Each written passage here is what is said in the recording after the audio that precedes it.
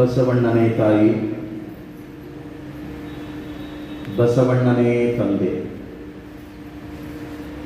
ಬಸವಣ್ಣನೇ ಪರಮ ಬಂಧುವೆನಗೆ ವಸುಧೀಶ ಕಪಿಲ ಸಿದ್ಧ ಮಲ್ಲಿಕಾರ್ಜುನ. ನಿಮ್ಮ ಹೆಸರಿಟ್ಟ ಗುರು ಬಸವಣ್ಣನಯ್ಯ. ಪ್ರಾತಸ್ಮರಣೀಯ ಸೃಷ್ಟಿಕರ್ತ ಪರಮಾತ್ಮನನ್ನ ಭಕ್ತಿಯಿಂದ ಸ್ಮರಣೆ ಮಾಡಿ, ಕನ್ನಡ ನಾಡಿನ ಸಾಂಸ್ಕೃತಿಕ ನಾಯಕ, ತಾತ್ವಿಕ ತಳಹದಿಯ ಮೇಲೆ ಸಾತ್ವಿಕ ಸಮಾಜವನ್ನು ಕಟ್ಟಿ ಸಕಲ ಜೀವಾವಳಿಗೆ ಲೇಸನ್ನು ಬಯಸಿರುವ ವಿಶ್ವಗುರು ಬಸವಣ್ಣನವರ ದಿವ್ಯ ಚೈತನ್ಯಕ್ಕೆ ಭಕ್ತಿಯ ಪ್ರಣಾಮಗಳನ್ನು ಸಮರ್ಪಣೆ ಮಾಡಿ, ಮಹಾನಗರಿ ವಿಜಯಪುರದ ಆರಾಧ್ಯ ದೈವ ಸಿದ್ದೇಶ್ವರನ ಸನ್ನಿಧಾನದಲ್ಲಿ ಭಕ್ತಿಯಿಂದ ಶರಣೆಂದು ಈ ಪ್ರಪಂಚದ ಎಲ್ಲ ದಾರ್ಶನಿಕ ಮಹಾತ್ಮರನ್ನ ಭಕ್ತಿಯಿಂದ ಸ್ಮರಣೆ ಮಾಡಿ, ಸಿದ್ದೇಶ್ವರ ಸಂಸ್ಥೆಯ ಆಶ್ರಯದಲ್ಲಿ ಪ್ರತಿ ವರುಷದ ಪದ್ಧತಿಯಂತೆ ಈ ವರ್ಷವೂ ಕೂಡ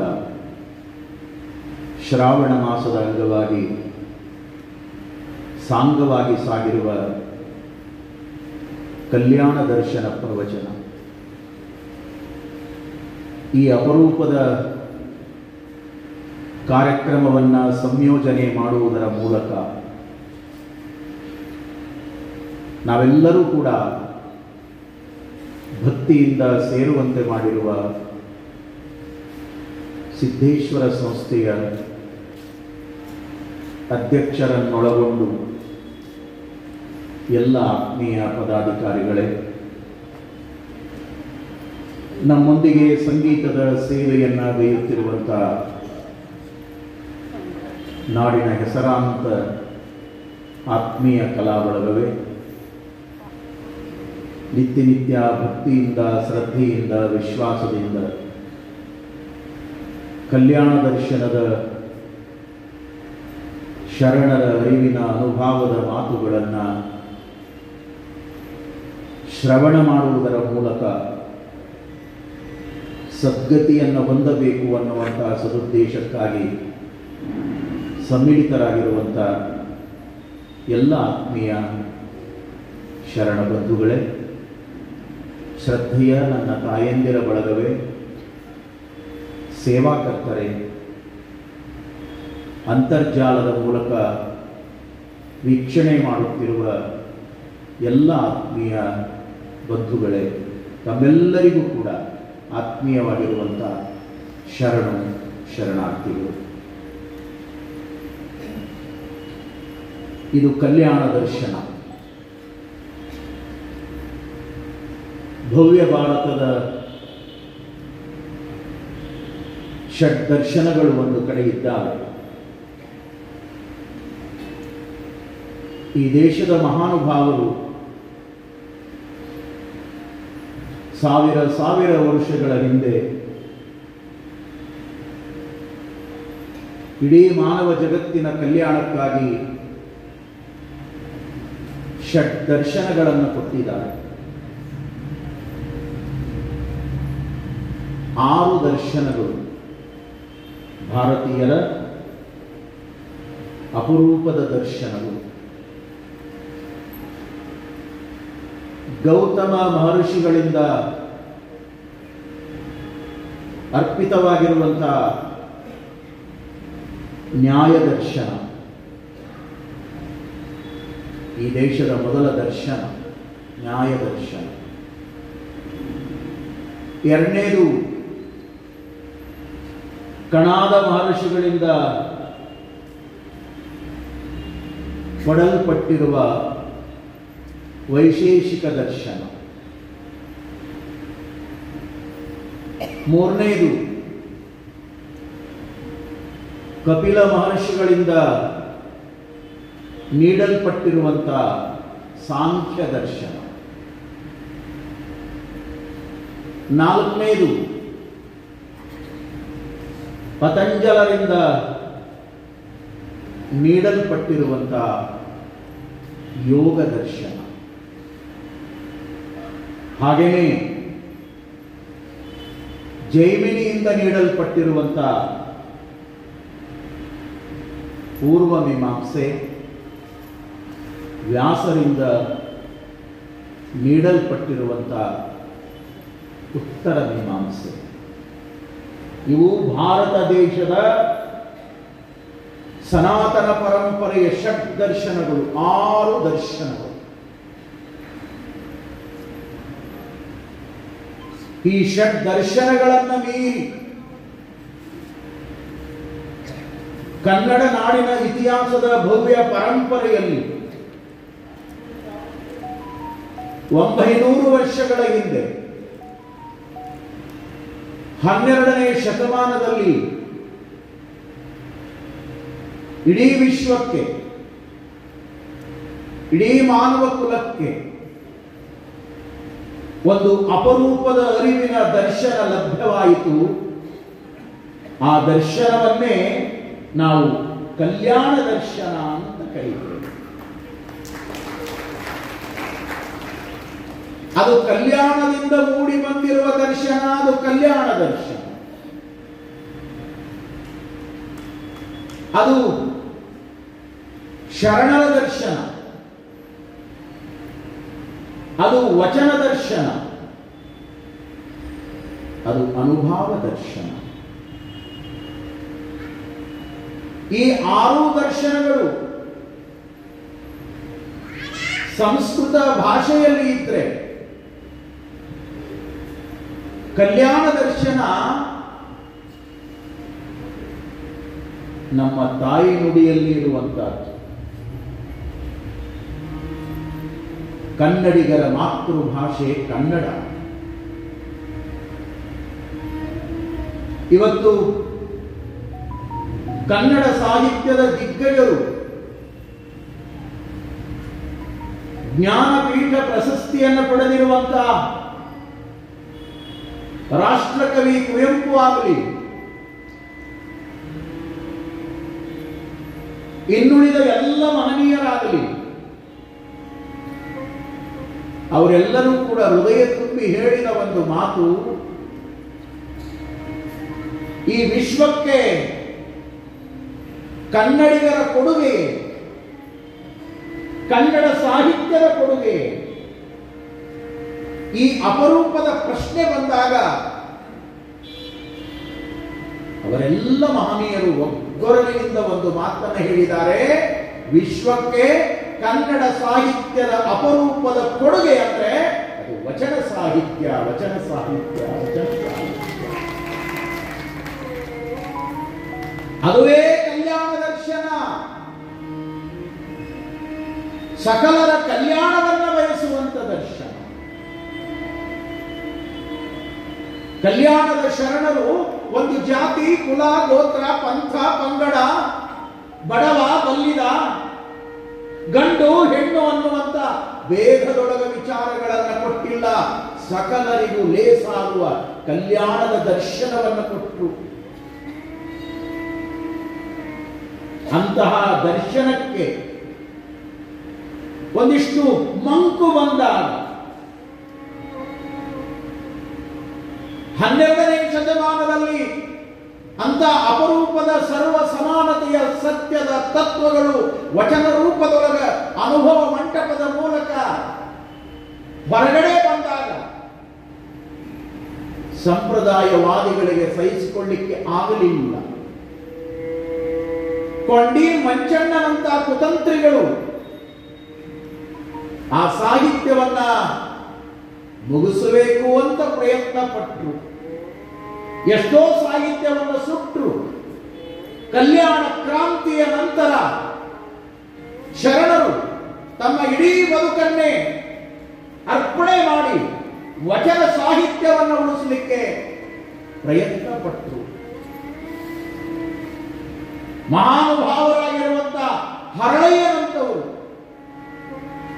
ಮಧುವಯ್ಯಗಳಂತವರು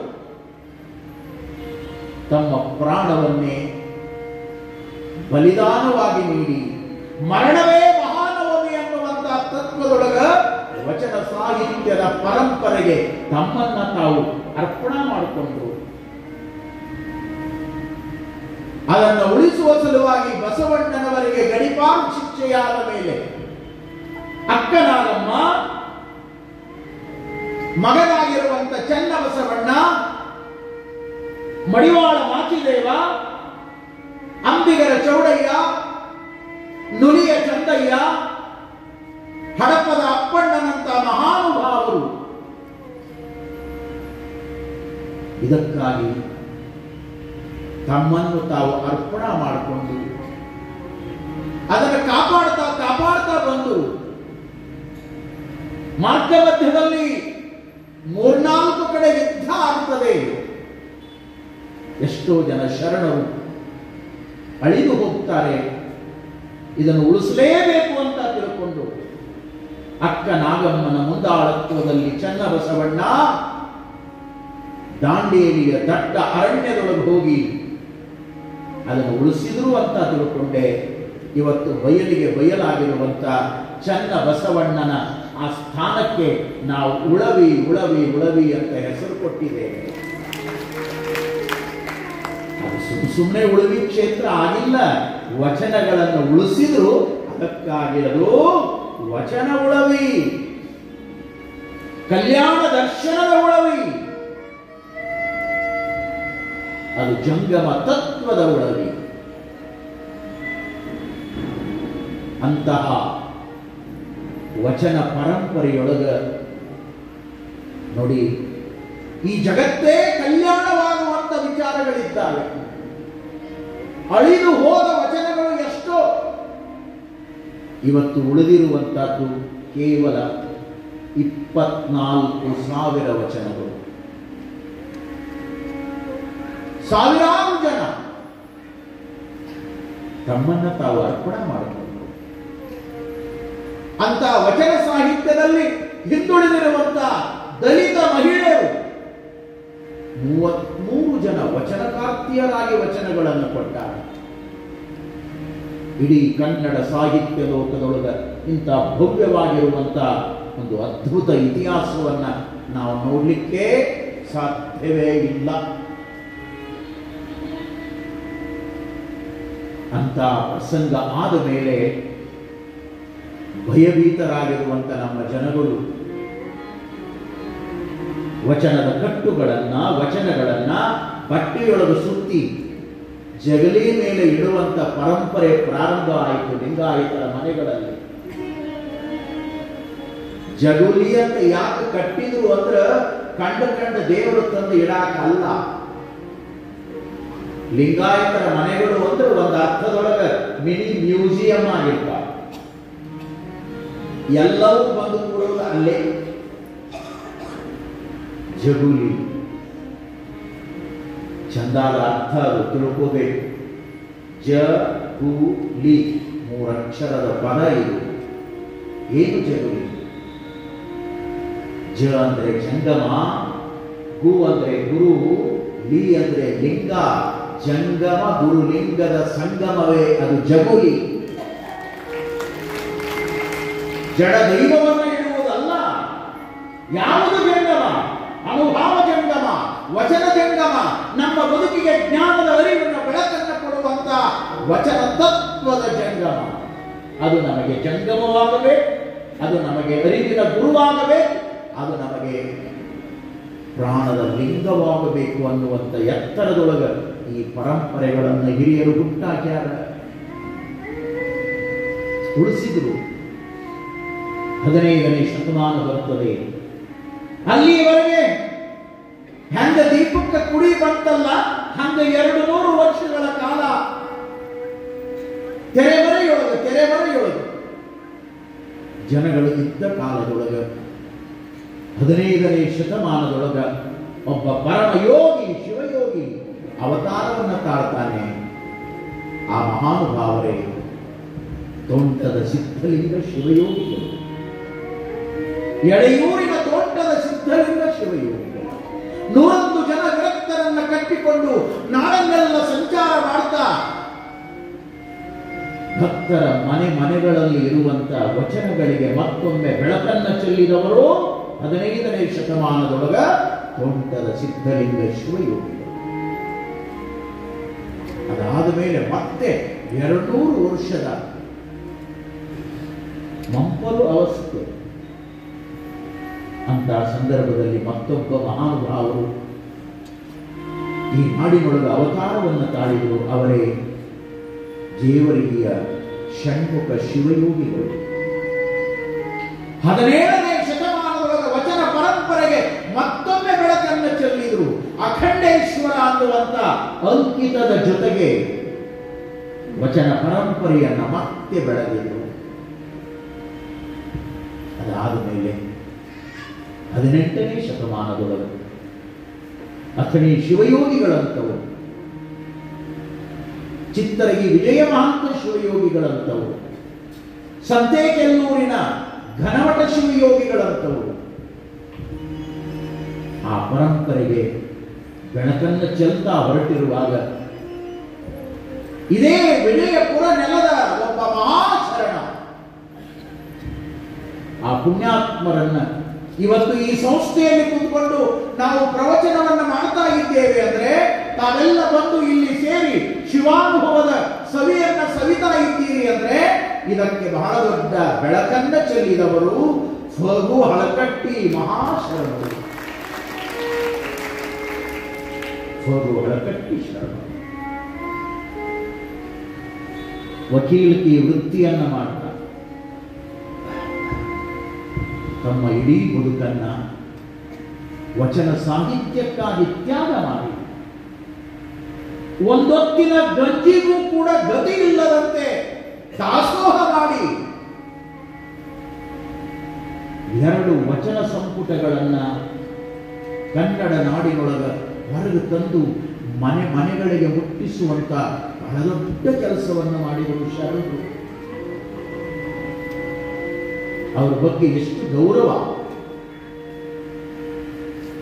ಒಂದು ಸಲ ಕನ್ನಡ ಸಾಹಿತ್ಯದ ದಿಗ್ಗಜರಾಗಿರುವಂತ BM ಶ್ರೀಕಂಠಯ್ಯನವರು ಕನ್ನಡದ ಒಂದು ಕಾರ್ಯಕ್ರಮಕ್ಕಾಗಿ ವಿಜಯಪುರಕ್ಕೆ ಬಂದಾಗ ಕಾರ್ಯಕರ್ತರು ಅವರನ್ನು ಗೌರವದಿಂದ ಕರೆದುಕೊಂಡು ಕಾರ್ಯಕ್ರಮವನ್ನು ಮಾಡಿ ಬನ್ನಿ, ವಿಜಯಪುರದ ಗೋಲ ಗುಮ್ಮಟವನ್ನು ನೀವು ನೋಡಿಲ್ಲ, ನೀವು ನೋಡಬೇಕು ಅಂದಾಗ BM ಶ್ರೀಕಂಠಯ್ಯನವರು ಒಂದು ಮಾತನ್ನು ಹೇಳುತ್ತಾರೆ, ಸ್ಥಾವರದ ಗೋಲ ಗುಮ್ಮಟವನ್ನು ನೋಡುವುದಕ್ಕಿಂತ ವಿಜಯಪುರದೊಳಗಿರುವಂತಹ ಒಂದು ಅದ್ಭುತವಾದ ವಚನ ಗುಮ್ಮಟ ಇದೆ, ಆ ವಚನ ಗುಮ್ಮಟದ ದರ್ಶನವನ್ನ ನನಗೆ ಮಾಡಿಸ್ರಿ ಅಂತ ಕೇಳಿಕೊಂಡಾರೆ. ಆ ವಚನ ಗುಮ್ಮಟವೇ ಶರಣರಾಗಿರುವಂತ ಫಗು ಹಳಕಟ್ಟಿ ಶರಣರು. ಇಷ್ಟು ದೊಡ್ಡ ಸೇವೆ ಅದು. ಬಹುಶಃ ಅಂದು ಅವರು ತ್ಯಾಗ ಮಾಡದೆ ಹೋಗಿದ್ದರೆ ಇವತ್ತು ಘನ ಸರ್ಕಾರ 15 ಸಂಪುಟಗಳಲ್ಲಿ ಏನು 24,000 ವಚನಗಳನ್ನ ಇವತ್ತು ನಮಗೆಲ್ಲ ಕೊಟ್ಟಿದೆ, ಈ ಕೆಲಸ ಆಗ್ತಿರ್ಲಿಲ್ಲ. ಇವತ್ತು ವಿಜಯಪುರಕ್ಕೆ ಬಹುದೊಡ್ಡ ಕೀರ್ತಿಯ ಕಳಸ ಅಂದ್ರೆ ಫಗು ಹಳಕಟ್ಟಿ ಶರಣರು. ಫಗು ಹಳಕಟ್ಟಿ ಶರಣರು ಬಹಳ ಜನ ಗುಮ್ಮಟ ನೋಡಾಕ ಬರ್ತಾರೆ, ಅದು ನೋಡಿ ನೋಡಿ ಎಲ್ಲ ಡೌನ್ ಆಗ್ಯಾರ. ಮೊದಲು 7 ಸಲ ಓದುತ್ತಿತ್ತು, ಈಗ 3ಕ್ಕೆ ಬಂದು ನಿಂತಾರೆ. ಯಾಕಂದ್ರೆ ಓದೋ ಮಂದಿನ ಹೆಚ್ಚಾದ್ರಲ್ಲ, ಹುಚ್ಚದ ಜಗತ್ತ.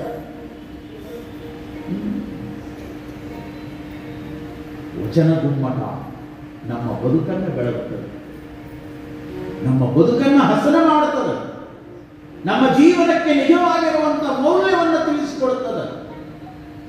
ಇದನ್ನೆಲ್ಲ ಯಾಕೆ ನಾನು ಸ್ಮರಣೆ ಮಾಡ್ತಾ ಇದ್ದೇನೆ ಅಂದ್ರೆ, ಇವತ್ತು ಕಲ್ಯಾಣ ದರ್ಶನ ಅನ್ನುವಂತ ಆ ತತ್ವದ ದರ್ಶನಕ್ಕೆ ಹೋಗುವ ಪೂರ್ವದಲ್ಲಿ ಇದೆಲ್ಲವೂ ನಮಗೆ ತಿಳಿಯಬೇಕು. ಅದಾದ ಮೇಲೆ ಹಳಕಟ್ಟಿ ಮಹಾಶರಣರು ಇರುವ ಕಾಲದೊಳಗ ಮತ್ತೊಬ್ಬ ಶಿವಯೋಗಿ ವಿಜಯಪುರದ ಈ ಭಾಗದೊಳಗೆ ಬೆಳಕನ್ನು ಚೆಲ್ಲಿದರು. ಅವರೇ ಬಂಧನಾಳದ ಸಂಗನ ಬಸವ ಶಿವಯೋಗಿಗಳು. ಬಸವಣ್ಣನ ತತ್ವವನ್ನು ಒಪ್ಪಿಕೊಂಡು ವಚನಗಳನ್ನ ತಲೆಯ ಮೇಲೆ ಹೊತ್ತುಕೊಂಡು ಹಳ್ಳಿ ಹಳ್ಳಿಗೆ ಸಂಚಾರ ಮಾಡ್ತಾ ಜನಮಾನಸದಲ್ಲಿ ತತ್ವವನ್ನು ಬಿತ್ತಿ ತಮ್ಮ ಜೋಳಿಗೆಗೆ ಬಂದಿರುವಂತ ಆ ಧನವನ್ನ ವಿಜಯಪುರ ನಗರದ ಕಲ್ಯಾಣದ ಕಾರ್ಯಗಳಿಗೆ ಸದ್ವಿನಿಯೋಗ ಮಾಡಿದರು. ಇಲ್ಲಿ ವಿದ್ಯಾಸಂಸ್ಥೆಗಳನ್ನು ಸ್ಥಾಪನೆ ಮಾಡಿದರು. ಇವತ್ತು BLD ಸಂಸ್ಥೆ ಬಹುದೊಡ್ಡದಾಗಿ ಬೆಳೆಯಲಿಕ್ಕೆ ಕಾರಣ ಇವರೆಲ್ಲರ ತ್ಯಾಗ, ಇವರೆಲ್ಲರ ದಾಸೋಹ. ನೋಡಿ, ಎಷ್ಟು ಜನ ಮಹಾನುಭಾವರು ಕಲ್ಯಾಣ ದರ್ಶನದ ತತ್ವಕ್ಕಾಗಿ ತಮ್ಮನ್ನ ತಾವು ಅರ್ಪಣೆ ಮಾಡಿಕೊಂಡಾರ. ನಾವು ವಿಚಾರ ಮಾಡಬೇಕು. ಹೇಗೆ ಇವತ್ತು ಗಡಿಯನ್ನ ಕಾಯುವಂತ ಸೈನಿಕರು ತಮ್ಮನ್ನ ತಾವು ಬಲಿದಾನ ಮಾಡಿಕೊಂಡು ನಾವು ಇಷ್ಟು ನೆಮ್ಮದಿಯಿಂದ ಕೂಡ್ಲಿಕ್ಕೆ ಅವರು ತ್ಯಾಗಿಗಳಾಗಿ ಹೇಗೆ ಗೌರವಿಸಲ್ಪಡ್ತಾರೋ, ಹಾಗೆ ಧರ್ಮ ತತ್ವಗಳ ಉಳಿವಿಗಾಗಿ ಎಲ್ಲ ಮಹನೀಯರು ತಮ್ಮ ಬದುಕನ್ನ ಗಂಧದ ಕೊರಡಿನಂತೆ ತೆಯ್ದಾರ. ದೀಪದ ಬತ್ತಿಯಂತೆ ತಮ್ಮನ್ನ ತಾವು ಸುತ್ತಕೊಂಡು ಬೆಳಕು ಕೊಟ್ಟಾರ. ಊದಿನ ಕಡ್ಡಿಯಂತೆ ತಮ್ಮನ್ನ ತಾವು ಸುತ್ತಕೊಂಡು ಇನ್ನೊಬ್ಬರಿಗೆ ಪರಿಮಳದ ಸುಗಂಧವನ್ನು ಹರಡ್ಯಾರ. ಆಧುನಿಕ ಜಗತ್ತಿನ ಮಾನವರಾಗಿ ಬಾಳುವಂತ ನಾವುಗಳು ಬಹಳ ಪ್ರಾಮಾಣಿಕ ಮನಸ್ಸಿನಿಂದ ಇವತ್ತು ಆಲೋಚನೆ ಮಾಡಬೇಕು. ಅವರೆಲ್ಲರ ತ್ಯಾಗ, ಅವರೆಲ್ಲರ ಸೇವೆ ಇವತ್ತು ಈ ಎಲ್ಲ ಆನಂದಕ್ಕೆ ಕಾರಣವಾಗಿದೆ. ಅಂತಹ ಆನಂದದ ಒಟ್ಟು ರೂಪವೇ ಕಲ್ಯಾಣ ದರ್ಶನ. ಕಲ್ಯಾಣ ದರ್ಶನ ಇವತ್ತು ಮನೆ ಮನೆಗಳಿಗೆ ಇದರ ದರ್ಶನ ಆಗಬೇಕಾಗಿದೆ. ಕಲ್ಯಾಣ ದರ್ಶನ ಬಹಳ ಜನರಿಗೆ ಗೊತ್ತೇ ಇಲ್ಲ. ಮನೆಯೊಳಗಿರುವ ದೂರದರ್ಶನ ಗೊತ್ತದಲ್ಲ. ದೂರದರ್ಶನ ಬದುಕನ್ನ ದೂರ ಮಾಡ್ತದ. ಅದಕ್ಕೆ ಹೆಸರಿಟ್ಟ ದೂರದರ್ಶನ. ಸಮೀಪ ದರ್ಶನ ಅಲ್ಲದು. ಪ್ರತಿಯೊಬ್ಬರನ್ನು ದೂರ ಮಾಡ್ಕೋತ ಹೊಂಟದ. ಭಾವನೆಗಳನ್ನ ದೂರ ಮಾಡ್ಯಾದ, ಬದುಕನ್ನ ದೂರ ಮಾಡ್ಯಾದ, ಸಂಬಂಧಗಳನ್ನ ದೂರ ಮಾಡ್ಯಾದ, ಮನಸ್ಸುಗಳನ್ನ ದೂರ ಮಾಡ್ಯಾದ. ಎಷ್ಟು ವಿಚಿತ್ರ ಅಲ್ಲ. ಒಂದು ಕಾಲ ಇತ್ತು, ನಮ್ಮ ಹಿರಿಯರು ಎದ್ದ ತಕ್ಷಣವೇ ಮನೆಯೊಳಗಿರುವ ಮಕ್ಕಳಿಗೆ ಹೇಳ್ತಿದ್ರು, ಪ್ರಥಮೇ ದೇವ ದರ್ಶನ, ಪ್ರಥಮೇ ಗುರು ದರ್ಶನ, ಪ್ರಥಮೇ ಲಿಂಗ ದರ್ಶನ, ಪ್ರಥಮೇ ಜಂಗಮ ದರ್ಶನ. ಹೀಗೆ ಹೇಳ್ತಿದ್ರು. ಎತ್ತುಗಳೇನೆ ದೇವರ ದರ್ಶನ ಮಾಡು, ಗುರುವಿನ ದರ್ಶನ ಮಾಡು, ಲಿಂಗದ ದರ್ಶನ ಮಾಡು, ಜಂಗಮ ಬರ್ತಾನೆ ಜಂಗಮದ ದರ್ಶನ ಮಾಡು. ಇದು ನಮ್ಮ ಪರಂಪರೆ, ನಮ್ಮ ಸಂಸ್ಕೃತಿ ಹಿಂಗಿತ್ತು. ಅದೆಲ್ಲ ಮರೆಯಾಗಿ ಹೋಯ್ತು ನೋಡಿ. ಏನು ಮನೆಯೊಳಗೆ ಬಂದು ಕುಂತು ಇವು ದೂರದರ್ಶನಗಳು ಎಲ್ಲದೂ ದೂರ. ಭಕ್ತ ಮುಳುಗಿತ್ತು ಅಂದ್ರೆ ಹೀಗೆ ಕೊಡಿರ್ತಾರೆ ನಮ್ಮ ಮಂದಿ. ಏನು ಅಮೃತಧಾರೆ ನೋಡಿದ್ದ ನೋಡಿ.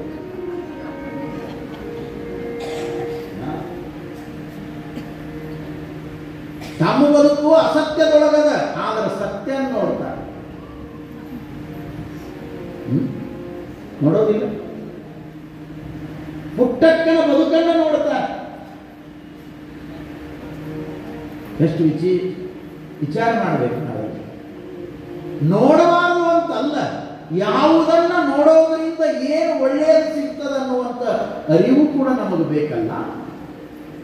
ಎಲ್ಲಾ ಧಾರಾವಾಹಿಗಳು ಹೀಗದಾವಲ್ಲ, ಮನೆಯೊಳಗಿರುವ ಹೆಣ್ಣು ಮಕ್ಕಳ ಮನಸ್ಸನ್ನ ಕೆಡಿಸುವಂತ ಧಾರಾವಾಹಿಗಳೇ ಬರ್ತಾವ.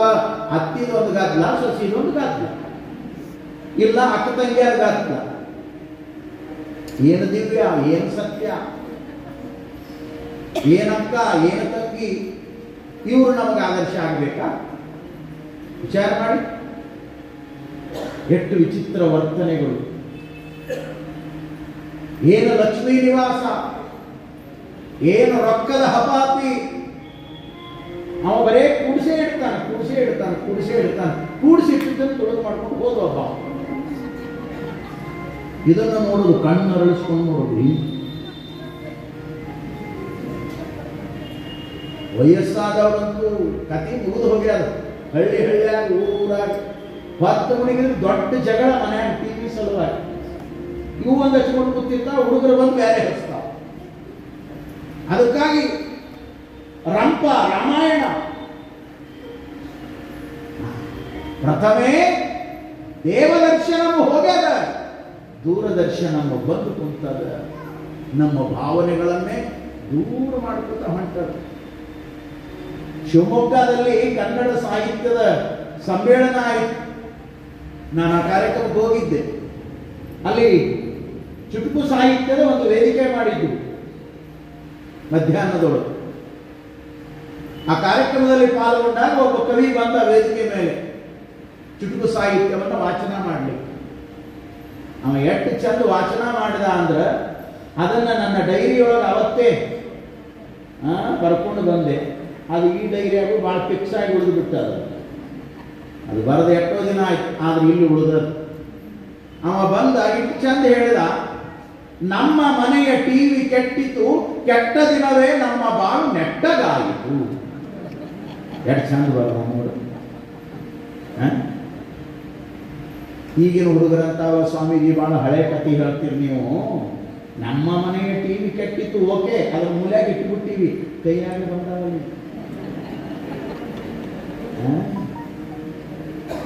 ಮೊಬೈಲ್ ಕೈಯಾಗ ಬಂದು ಮನಸ್ಸುಗಳು ಕೆಟ್ಟಾವ, ಮನುಷ್ಯತ್ವ ಹಾಳಾಗಿ ಹೊಂಟದ.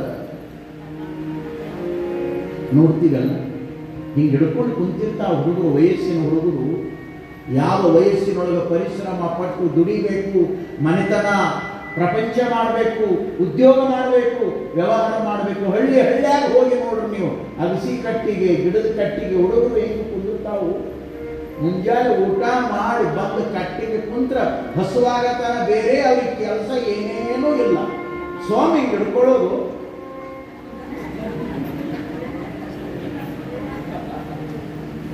ಅರ್ಥ ಆಗ್ತದಲ್ಲ ನೀವು? ಸುಮ್ಮನೆ ಹಿಂಗೆ ಮಾಡಿದ್ರೆ ಅರ್ಥ ಆಗ್ತದೆ ನೋಡಿ, ಎಷ್ಟು ಸಂತೋಷ ಆಗ್ತೈತೆ. ಏನು ದಬ್ಬುತ್ತಾರ್ರಿ, ಏನು ಹಿಂಗೆ ಸರಸ್ತಾರೆ. ಹೊತ್ತು ಬಿಡ್ಬೋದನಿದೆ, ಬೇರೆ ಏನೂ ಇಲ್ಲ. ಸರಸೋದು ಹಿಂಗೆ ಸರಿಸಿ ಜೀವನ ಮಾಡ್ತಾವ. ಒಂದು ದಿನ ಅವ ಹಿಂಗೆ ಸರಿಸಿಬಿಡ್ತಾನೆ, ಹೋಗಿಬಿಡ್ತಾವ.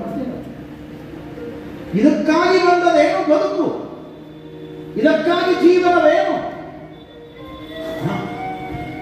ಎಷ್ಟು ಜನ ಯುವಕರು ಇವತ್ತು ಪ್ರವಚನಗಳಿಗೆ ಬರ್ತಾರೆ, ವಿಚಾರ ಮಾಡಿ.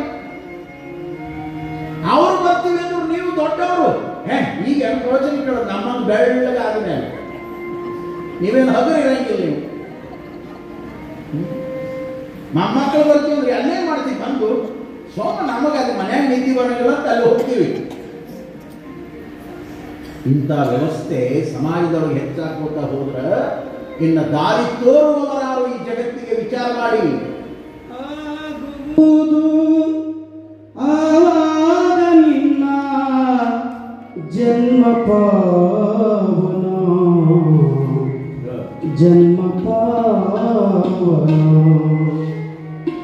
ಸ್ಮರಿಸು ಭಗವಂತನ, ಮಾಡುವವನ ಚಿಂತನ. ಸ್ಮರಿಸು ಭಗವಂತನ, ಮಾಡುವವನ ಚಿಂತನ. ಆಗುವುದು ಆವಾಗ ನಿನ್ನ, ಆಗುವುದು ಆವಾಗ ನಿನ್ನ ಜನ್ಮ ಪಾವನ. ಸ್ಮರಿಸುವಾಗ ಮಾಡುವವನ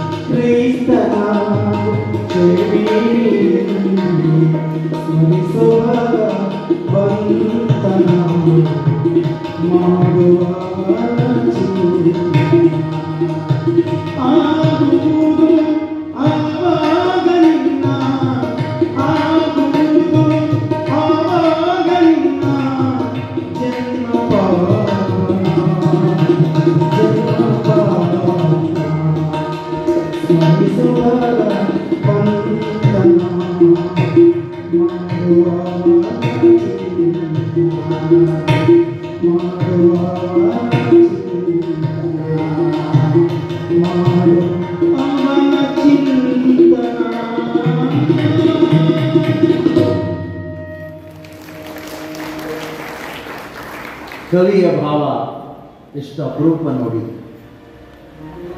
ಸ್ಮರಿಸೋ ಭಗವಂತನ, ಮಾಡು ಅವನ ಚಿಂತನ, ಆವಾಗ ಆದುವುದು ನಿನ್ನ ಜನ್ಮ ಪಾವನ. ಇಂದಿನ ಯುವಕರಿಗೆ ಈ ಮಾತುಗಳು ಗೊತ್ತಾಗಬೇಕು. ಬರೇ ಮೊಬೈಲೇ ಚಿಂತನ ಆಗಬಾರದು. ಸ್ಮರಿಸಿ. ಯಾವ ಮೊಬೈಲ್ ಹಿಡ್ಕೊಂಡು ತಲೆ ಬಗ್ಗಿಸಿ ಜೀವನ ಮಾಡ್ತಾನ ಅವ ಎಂದೂ ತನ್ನ ಜೀವನದೊಳಗ ತಲೆ ಎತ್ತಿ ಬದುಕಲಿಕ್ಕೆ ಆಗೋದಿಲ್ಲ. ಯಾವನು ಶರಣರ ಚಿಂತನೆಗಳನ್ನು ಮಾಡ್ತಾ ವಿವೇಕಿಯಾಗಿ ವಿಚಾರವಂತನಾಗಿ ಅರಿವಿನ ಬುದ್ಧಿಜೀವಿಯಾಗಿ ಬದುಕನ್ನು ಕಳಿತಾನೋ ಅವನ ಮುಖವನ್ನು ಎತ್ತಿ ಈ ಸಮಾಜದೊಳಗ ಉತ್ತಮ ನಾಗರಿಕನಾಗಿ ಬದುಕಾಕ ಬರ್ತದೆ. ಎಷ್ಟು ಚಲೋ ಚಲೋ ಮಾತನ್ನ ಹೇಳಿದ್ರು. ನೋಡುವ ನೋಟದೊಳಗೆ, ನಿನ್ನ ಮಾತಿನೊಳಗೆ, ಕೇಳುವ ಕಿವಿಯೊಳಗೆ, ವಾಸಿಸುವ ಮೂಗಿನೊಳಗೆ ಅವನ ಚೇತನ ತುಂಬೇದ, ಅವನ ಅರಿವು ತುಂಬೇದ ಅಂತ ಇಂದ್ರಿಯಗಳು ಕೆಲಸವನ್ನು ಮಾಡ್ತಾವ. ಅವ ಇಲ್ಲದೆ ಹೋಗಿದ್ರೆ ಇವುಗಳಿಗೇನು ಕೆಲಸ? ಆ ಪರವಸ್ತು ಚೈತನ್ಯ ಅನ್ನೋದು ಈ ದೇಹವನ್ನು ಬಿಟ್ಟು ಹೊರಗೆ ಹೋಯಿತು ಅಂದ್ರ ಏನು ಕುಂದಿರಿಸಿರ್ತಾರ, ಹೋದಾಗ ಮಲಗಿಸಿರ್ತಾರಲ್ಲ, ಕಣ್ಣ ಅಲ್ಲೇ ಇರ್ತಾವ, ಬಾಯಿ ಅಲ್ಲೇ ಇರ್ತದ, ಕೈ ಅಲ್ಲೇ ಇರ್ತಾವ, ಕಿವಿ ಅಲ್ಲೇ ಇರ್ತಾವ. ಆದ್ರ ನಾವು ಯೂಸ್ ಅವೇನು ಕೆಲಸ ಮಾಡಂಗಿಲ್ಲ. ಕಣ್ಣದಾವ ಕರೆ, ಅವ ಒಳಗಿದ್ದಾಗ ಬೀಗರು ಬಂದ್ರು ನೋಡಿ ಕರೆದಿದ್ದು, ಬರ್ರಿ ಬೀಗರು ಬಂದಾರ, ಪೌಣ್ಯರು ಬಂದಾರ, ನೆಂಟರು ಬಂದಾರ, ಹೋದಾಗ ಅಲ್ಲೇ ಕುಂತದ ಬಾಡಿಗೆ. ಅವಾಗಿದ್ದು ಕಣ್ಣ ಈಗೂ ಅದಾವ. ಏನು ಹೋದ್ಮೇಲೆ ಬೇರೆ ಜೋಡಿಸ್ತಾರೋ ಇಲ್ಲ, ಅವ ಅದ. ಆದ್ರೆ ನೋಡಂಗಿಲ್ಲ, ಬರ್ರಿ ಅಂತ ಕರೆಯಂಗಿಲ್ಲ, ಬಾಯಿಯೊಳಗೆ ಮಾತಾಡಂಗಿಲ್ಲ. ಒಂದು ವೇಳೆ ಹಂಗೇನಾದರೂ ಆಗಿ ಗಾಡಿ ಕುಂತಾಗ ಬೀಗರು ಬಂದಾಗ ಅದು ಕುಂತಿದ್ದು ಬರ್ರಿ ಅಂದ್ರೆ ಹೆಂಗ? ತಿರುಗಿ ಒಳ್ಳೆ ಬಂದ್ರೆ ಕೇಳ್ರಿ, ಬೀಗರು ಸಾಯೋತನ ಬರೋ ಪೈಕಿ. ಇವತ್ತು ಎಷ್ಟು ವಿಚಿತ್ರ ಪದ್ಧತಿಗಳದಾವ ಮನುಷ್ಯರ ಬದುಕಿನೊಳಗಂದ್ರ, ನೀವು ಆ ಕಡೆ ಕಲಬುರಗಿ ಭಾಗದ ಕೆಲವು ಊರುಗಳಿಗೆ ನೀವು ಹೋದ್ರೆ ಗೊತ್ತಾಗ್ತದ. ಒಂದು ವೇಳೆ ಹೊತ್ತು ಮಳಗೋ ಒಂದು ಸತ್ರ ಅದೇನು ಕುಂಡ್ರಿಸ್ತಾರಲ್ರಿ, ರಾತ್ರಿ ದೊಡ್ಡ ದೊಡ್ಡ ಕಲ್ಲು ಆರಿ ಇರ್ತಾರೆ ಮೇಲೆ ತೊಡಿ ಮೇಲೆ, ಅವು ಎತ್ತು ಹೋಗ್ತಾವ, ಎಲ್ಲಿ ಹೋಗಿದ್ದಾವ, ಎಷ್ಟು ಅಜ್ಞಾನ ತುಂಬಿರಬೇಕು. ಇದ್ದಾಗ ಹೋಗಿಲ್ಲ, ಯಾತು ಮೊಬೈಲ್ ಹಿಡ್ಕೊಂಡು ಕುಂತಲ್ಲೇ ಕುಂತದ. ಇನ್ನು ಸತ್ತ ಏನು ಹೋಗೋದು? ಜಡ ಅದು. ನೀವಾಗಿ ಎತ್ಕೊಂಡು ಹೋದ್ರೆ ಹೋಗುತ್ತ, ತಿಂಗಳು ಬಿಟ್ಟರೆ ಅಲ್ಲೇ ಕುಂಡಿರ್ತದೆ. ಎತ್ತೇನು ವಾಕಿಂಗ್ ಮಾಡಿ ಒಳ್ಳೆ ಬಂದು ಕುಂಡಿರುತ್ತ ಅನ್ನೋದೇನು? ಎಷ್ಟು ಅಜ್ಞಾನ ಇವತ್ತು ತುಂಬ್ಯಾದಂದ್ರೆ, ಅದು ಇರುವಾಗ ಎಷ್ಟು ಮಮಕಾರ, ಎಷ್ಟು ಪ್ರೀತಿ, ಎಷ್ಟು ಕಾಳಜಿ, ಮಾತು ಕತಿ ವ್ಯವಹಾರ ಏನೆಲ್ಲ ಮಾಡಿವಿ. ಅದು ಹೋಯ್ತು ಅಂದ್ರೆ ಎಷ್ಟದು ವಿಚಿತ್ರ ಆಗ್ತದಂದ್ರೆ, ಯಾವುದ್ರ ಕೂಡ ಬಾಳೆ ಮಾಡೀವಿ, ಬದುಕು ಮಾಡೀವಿ, ಉಂಡೀವಿ, ತಿಂದೀವಿ, ಇಸ್ಕೊಟ್ಟೀವಿ, ಕೊಟ್ಟೀವಿ, ಎಲ್ಲ ಮಾಡೀವಿ. ಅದು ಹೋತು ಅಂದ್ರೆ ಇಟ್ಟುದು ಕುಂಡಿರ್ತೀವಿ. ಎಲ್ಲಿ ಹಿಡ್ಕೋತದೋ ಎಲ್ಲಿ ಬರುತ್ತೆ ಅಂದ್ರೆ ಎಷ್ಟು ಅಜ್ಞಾನ ಅದ. ಜೀವನ ಅಂದ್ರೆ ಏನು ಅಂತ ಅರ್ಥನೇ ಆಗಿಲ್ಲ ನಮಗೆಲ್ಲ, ಅರ್ಥನೇ ಆಗಿಲ್ಲ.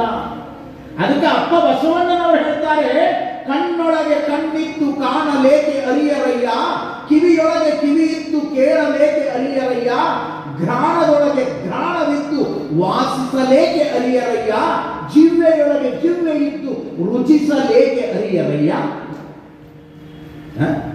ಕಣ್ಣಿನೊಳಗೊಂದು ಕಣ್ಣದ, ಕಿವಿಯೊಳಗೊಂದು ಕಿವಿ ಅದ, ರುಚಿಯೊಳಗೊಂದು ರುಚಿ ಅದ. ನಾವು ತಿಳ್ಕೊಂಡಿವಿ ಇವ ಎಲ್ಲ ಕೆಲಸ ಮಾಡಾಕತ್ತೇವ. ಅಲ್ಲ, ಇದಕ್ಕೊಂದು ಸೂತ್ರ, ಅದು ಜೀವ ಸೂತ್ರ. ಅದರ ಅರಿವಿನ ಮೂಲಕ ಮಾನವ ಬದುಕನ್ನು ಕಳಿಬೇಕು. ಇರುವ ಆ ಜೀವ ಹೋಯಿತು ಅಂದ್ರ ಹೇಳಿಲ್ಲ ಬಲ್ಲವರು, ಡಿಂಬದೊಳಗೆ ಒಂದು ಪ್ರಾಣ ಕಂಬ ಸೂತ್ರ ಬೊಂಬೆಯಂತೆ, ಎಂದಿಗಾದರೊಂದು ದಿನ ಸಾವು ತಪ್ಪದೋ ಮನುಜ.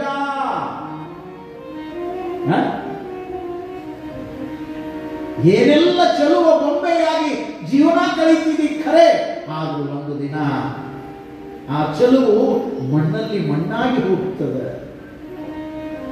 ಎದಕ್ಕೆ ಬಂದಿ? ಏನು ಮಾಡ್ತಾ ಇದ್ದಿ? ಮೊಬೈಲ ಜೀವನ ಏನು? ಟಿವಿನೇ ಜೀವನ ಏನು? ಜೀವನಕ್ಕೇನು ಬೆಲೆ ಇಲ್ಲ ಏನು?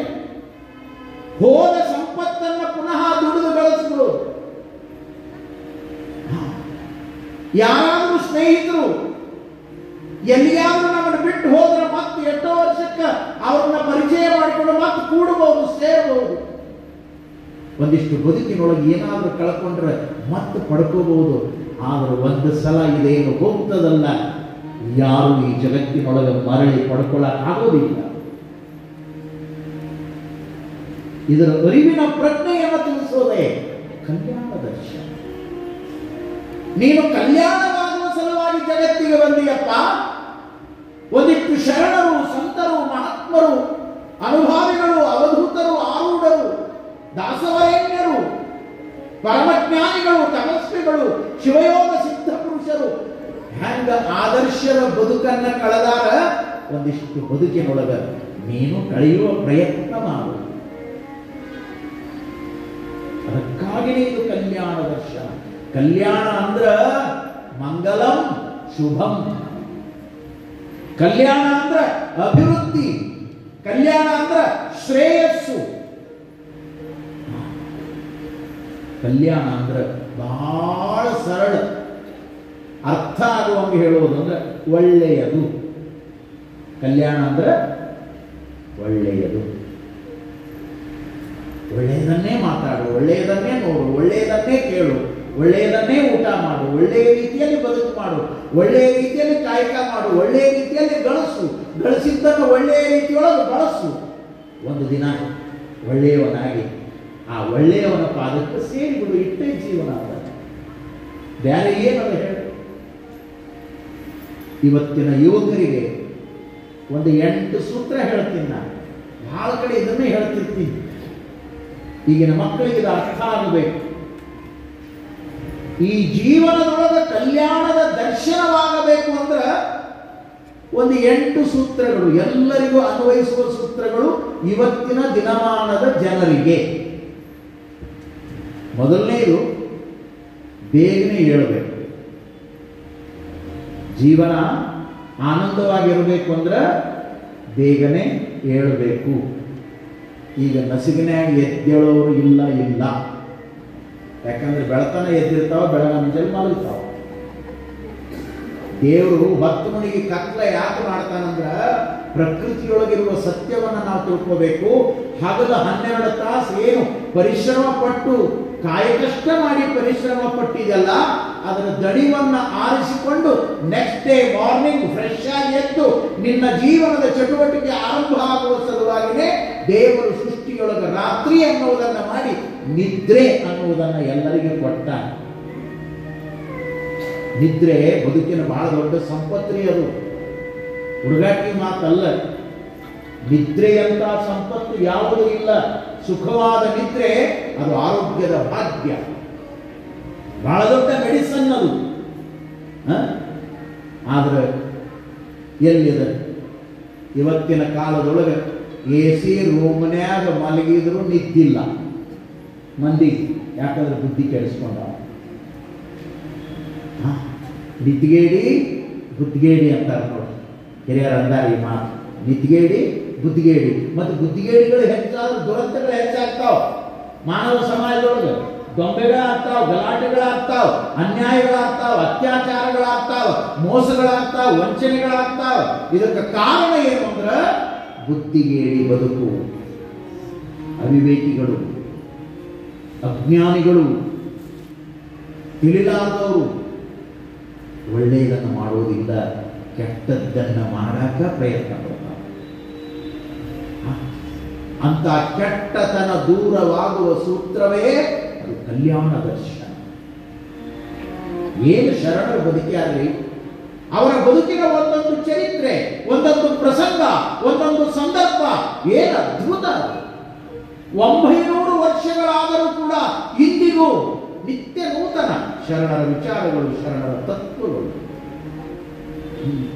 ಮೊದಲನೇದು ಬೇಗನೆ ಏಳುವ ರೂಢಿ ಇರಬೇಕು ಜೀವನದೊಳಗೆ. ಇಲ್ಲೊಂದಿಷ್ಟು ಸಣ್ಣ ಸಣ್ಣ ಮಕ್ಕಳು ಬಂದಾವ. ಆ ಮಕ್ಕಳು ಬಂದಿದ್ದು ಸಾರ್ಥಕ ಆಗಬೇಕಲ್ಲ. ಇದೊಂದು ಸೂತ್ರ ನಿಮ್ಮ ತಲೆಗೆ ಇಟ್ಕೊಂಡು ಹೋಗ್ರಿ. ಸಣ್ಣ ಸಣ್ಣ ಮಕ್ಕಳು, ವಯಸ್ಸಾದವ್ರ ಕತೆ ಮುಗ್ದ ಹೋಗ್ಯಾರ, ಅವ್ರಿಗೆ ಹೇಳ್ಯಾರ ಏನು ಮಾಡೋದು. ಇವತ್ತು ಮನ್ಯಾಗ ಗೊತ್ತದ ನಿಮಗೆ. ಈ ಪೀಳಿಗೆಗೆ ತಿಳಿಸ್ಬೇಕಾಗ್ಯದ. ನಾವು ನಸುಗಿನಾಗ ಏಳಿಸು ರೂಢಿ ಮಾಡ್ಬೇಕು ಅವ್ರಿಗೆ.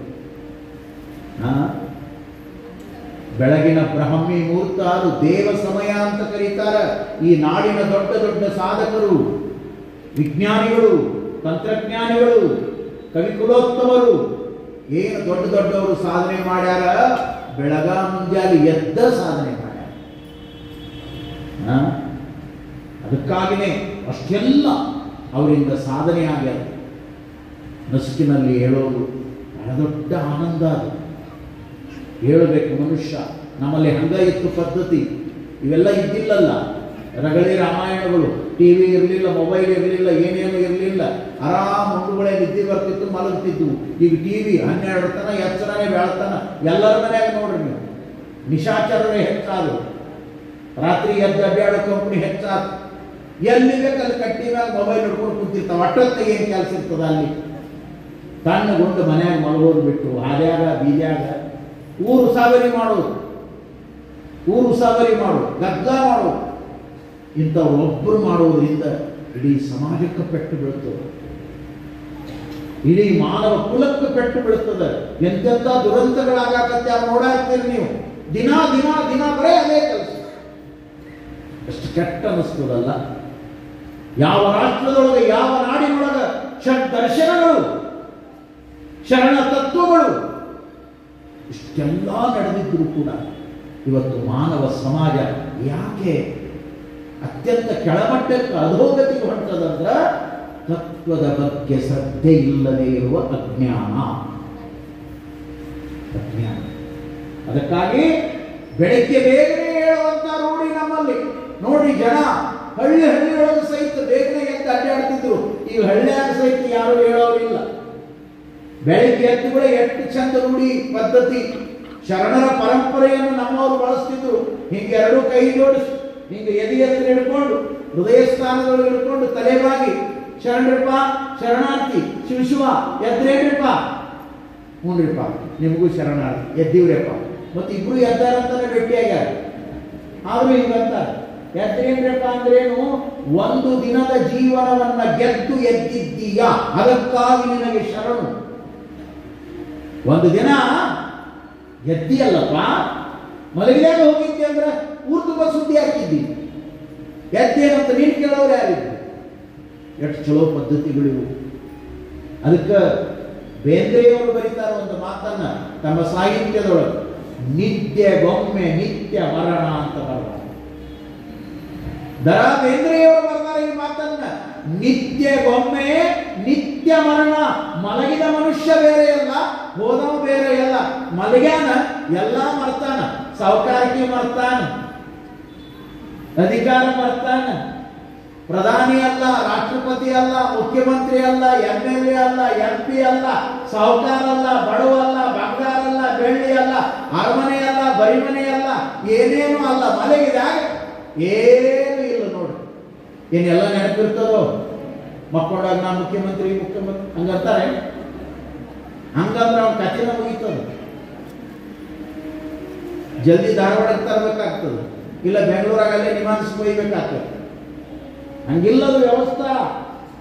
ನಿದ್ರೆ ಎಷ್ಟು ಆನಂದ ಇರ್ತದೆ, ಎಷ್ಟು ದೊಡ್ಡ ಸಂಪತ್ತು ದೇವರು ಕೊಟ್ಟಾನ. ಹಂಗಾಗಿನೇ ನಮ್ಮ ಎಲ್ಲ ಒತ್ತಡಗಳು, ಟೆನ್ಷನ್ಗಳು ನಿದ್ರೆಯೊಳಗೆ ಕಳೆದು ಹೋಗಿ ಮತ್ತೆ ಹೊಸ ಜೀವನ, ಹೊಸ ಹುಟ್ಟು ಮರುದಿನ ಬೆಳಿಗ್ಗೆ ಆರಂಭ ಆಗ್ತದಂತ ಇಷ್ಟು ಚಂದದೀವಿ ನಾವು. ಎಲ್ಲ ಕೊಟ್ಟು ನಿದ್ದೆ ಒಂದು ಕೊಡದೆ ಇದ್ದಿದ್ರ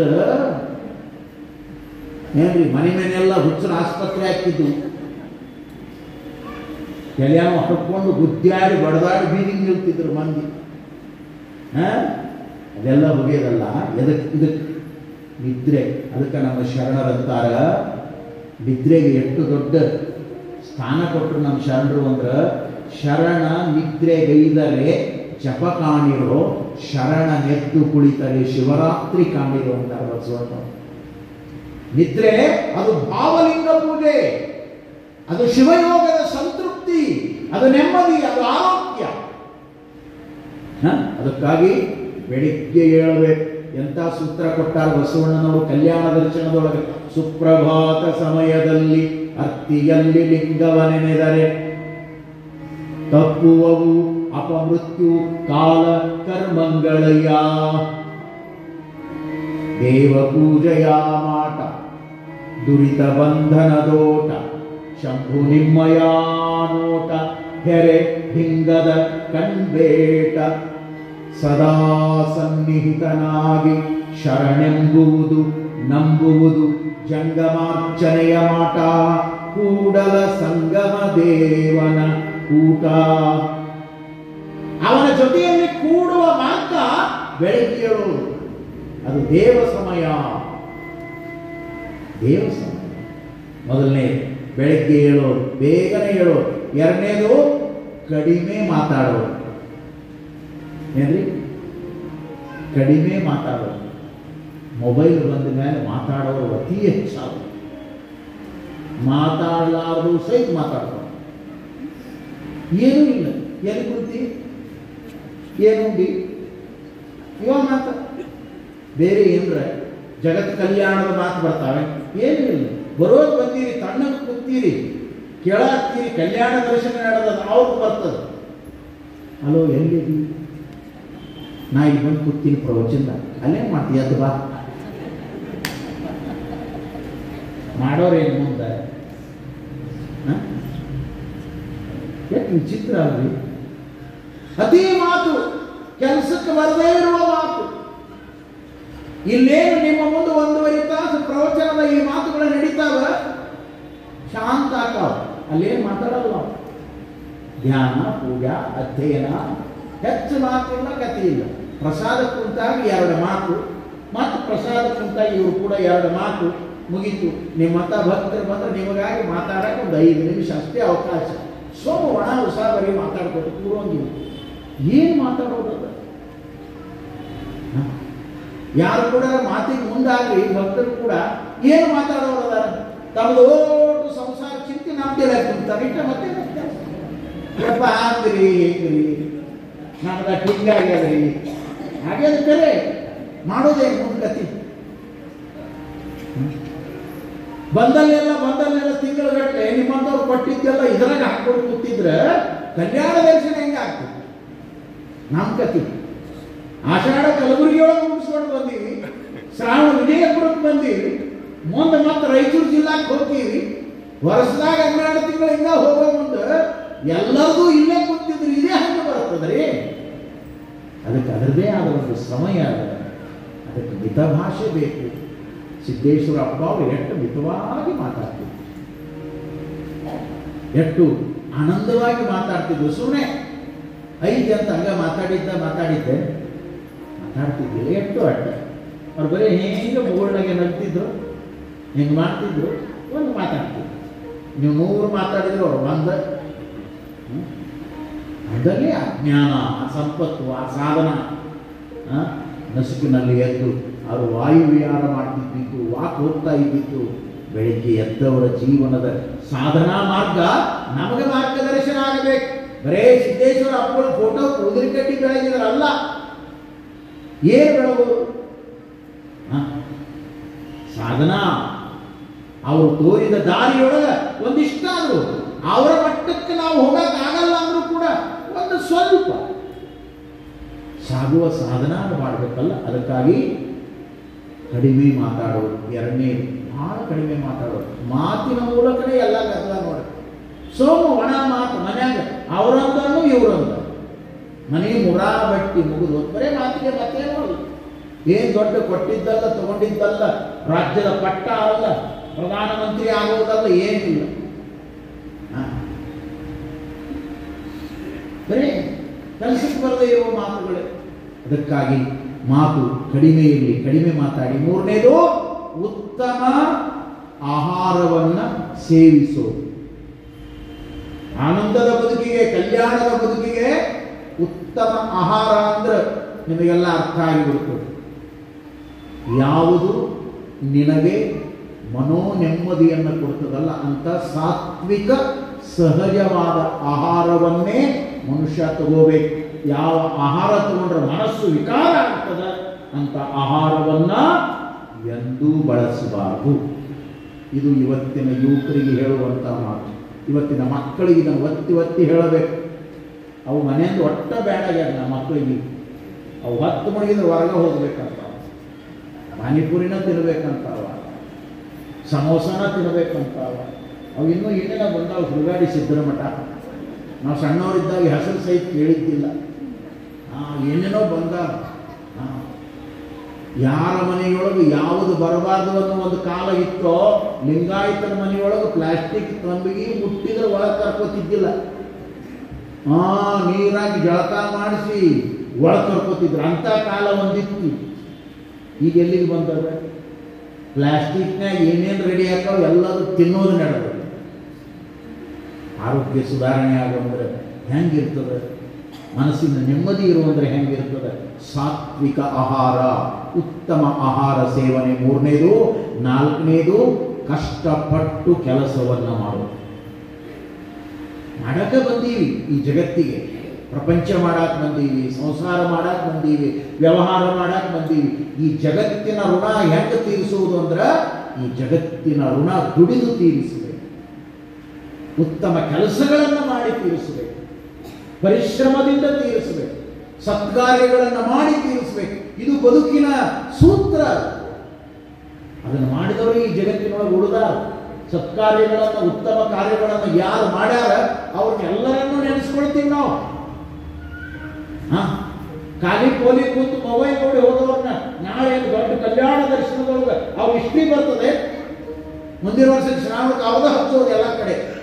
ಮೊಬೈಲ್ ನೋಡಿ ನೋಡಿ ಸತ್ತವರು ಏನು ಹೇಳೋರು? ಏನು ಹೇಳೋರು? ಅವ್ರ ಕಥೆ ಹೇಳ್ರಿ. ಅಲ್ಲ, ಮಾಡಕ್ಕೆ ಬಂದಿದ್ದೀವಿ. ವಿರೋಧ ಯಾರಿಗೂ ಇಲ್ಲ. ಸೊನ್ನಲಗಿ ಸಿದ್ಧರಾಮ ಶಿವಯೋಗಿಗಳು ಹೇಳ್ತಾರೆ, ಯಾವ ಸಿದ್ದೇಶ್ವರನನ್ನ ಇಲ್ಲಿ ಭಕ್ತಿ ಶ್ರದ್ಧೆಯಿಂದ ವಿಜಾಪುರದೊಳಗ ನಾವೆಲ್ಲ ಆರಾಧನೆಯನ್ನು ಮಾಡ್ತೀವಿ. 12ನೇ ಶತಮಾನದ ಮಹಾಶಿವಯೋಗಿ, ಕರ್ಮಯೋಗಿ, ಶಿವಯೋಗಿಯಾಗಿ ಪರಿವರ್ತನೆಯಾಗಿ ಆ ಮಹಾನುಭಾವರು ತಮ್ಮ ಅನುಭವದ ಕಲ್ಯಾಣ ದರ್ಶನದ ವಚನದೊಳಗೆ ಎಷ್ಟು ಕಿಮ್ಮತ್ತಿನ ಮಾತನ್ನು ಹೇಳ್ತಾರಂದ್ರ, ಮನ ಮಣ್ಣಿನೊಳಗಾದರೆ ಕೊಂಡು ಆಲಯವ ಮಾಡು. ನಿನಗೆ ಮಣ್ಣಿನ ಬಗ್ಗೆ ಮೋಹ ಇದ್ರೆ ಆ ಮಣ್ಣು ಮಾಯೆ ಅಂತ ಧಿಕ್ಕರಿಸಬೇಡ. ಮನೆ ಕಟ್ಟು, ಕೃಷಿ ಮಾಡು, ಒಕ್ಕಲತನ ಮಾಡು, ಮಣ್ಣಿನ ಕೂಡ ಗುದ್ದಾಡು, ಮಣ್ಣಿನ ಜೊತೆಯಲ್ಲಿ ಬದುಕು ಕಳಿ. ಮಣ್ಣು ನಿನಗೆ ಆನಂದವನ್ನು ಕೊಡುತ್ತದೆ, ನಿನಗೆ ಆರೋಗ್ಯವನ್ನು ಕೊಡುತ್ತದೆ, ನಿನಗೆ ಅನ್ನವನ್ನು ಕೊಡುತ್ತದೆ, ನಿನಗೆ ತರಕಾರಿಯನ್ನು ಕೊಡುತ್ತದೆ, ನಿನಗೆ ಹೂಗಳನ್ನು ಕೊಡುತ್ತದೆ, ನಿನಗೆ ಹಣ್ಣು ಹಂಪಲಗಳನ್ನು ಕೊಡುತ್ತದೆ. ಮಣ್ಣು ಪೃಥ್ವಿ ತತ್ವ. ಸಿದ್ಧರಾಮ ಶಿವಯೋಗಿಗಳು ಹೇಳ್ಯಾರ್ರಿ, ಮನ ಮಣ್ಣಿನೊಳಗಾದರೆ ಅದನ್ನು ಮಾಯೆ ಬೇಡಪ್ಪ. ಬಹಳ ಮಂದಿ ಅಂದಾರ, ಹೆಣ್ಣು ಮಾಯೆ, ಮಣ್ಣು ಮಾಯೆ, ಹೊನ್ನ ಮಾಯೆ, ಮತ್ತು ಇವು 3 ಮಾಯ ಮೇಲೆ ಇಲ್ಲಾಗಿರ್ತೀವಿ. ಸುಮ್ಮನೆ ಹೋಗ್ರೆ. ಮಾಯೆ ಅಲ್ಲ, ಅದು ನಿನ್ನ ಬದುಕಿನ ಛಾಯೆ. ಅದನ್ನೇ ಮಾಯೆ ಅಂತೀಯ. ಹೆಣ್ಣಿಲ್ಲದೇ ಜಗತ್ತಿಗೆ ಬಂದಿಲ್ಲ, ಹೆಣ್ಣಿನ ಮಾಯಾ ಪಟ್ಟ ಕಟ್ಟಿಟ್ಟಿ ನೀನು. ಅವ ಇಲ್ಲದ ಜಗತ್ತಿಗೆ ಬಂದೇನು? ಹೆಣ್ಣಿಲ್ಲದ ಜಗತ್ತಿಗೆ ಬಂದೇನು? ಭೂಮಿ ತಾಯಿ ಹೆಣ್ಣು, ನೀರು ಹೆಣ್ಣು. ವಿಚಾರ ಮಾಡು. ಯಾಕೆ ಅಜ್ಞಾನದ ಆರೋಪ? ಯಾಕೆ? ಎಷ್ಟು ಚಂದ ಹೇಳಿದರು ನಮ್ಮ ಸಿದ್ದರಾಮ ಶಿವಯೋಗಿಗಳು. ಮನ ಮಣ್ಣಿನೊಳಗಾಯ್ತಾ, ಅದರ ಬಗ್ಗೆ ವ್ಯಾಮೋಹದ ತಗೋ. ಎಕರೆ ತಗೋ, 10 ಎಕರೆ ತಗೋ, 20 ಎಕರೆ ತಗೋ, ದುಡಿ, ಪರಿಶ್ರಮ ಕೊಡೋ. ಬ್ಯಾಡ ಅಂದಿಲ್ಲ, ಅದು ಪಾಪದ ಕೆಲಸ ಅಲ್ಲ. ಅಭಿವೃದ್ಧಿ, ಸೃಷ್ಟಿಯ ಅಭಿವೃದ್ಧಿ. ನೀನು ಬೆಳೆಯುವ ಬೆಳೆ 1000 ಜನರಿಗೆ ಆಹಾರ ಆಗ್ತದೆ. ನೀನು ಬದುಕ್ತೀಯ, 100 ಜೀವಗಳು ಬದುಕ್ತಾವ, ಹಕ್ಕಿ ಪಕ್ಷಿಗಳು ಬದುಕ್ತಾವ, ಜೀವ ಜಂತುಗಳು ಬದುಕ್ತಾವ. ವಿಚಾರ ಮಾಡು ಈ ಮಣ್ಣಿನ ಲೀಲಾ.